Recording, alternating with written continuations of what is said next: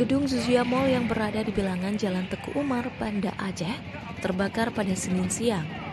Asap hitam mengepul dari atas gedung Zuzia. Informasi yang didapatkan tim Aceh Info, penyebab utama karena korsleting listrik, dan sesaat sebelum kejadian sempat terjadi listrik padam. Api pertama kali muncul dari ruang desk store, yaitu gudang sepatu dan juga baju.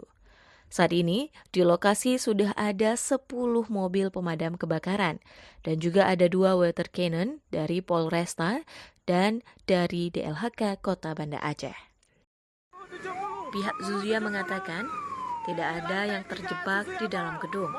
Sampai berita ini dimuat, api masih terus berusaha dipadamkan. Tim Aceh Info melaporkan.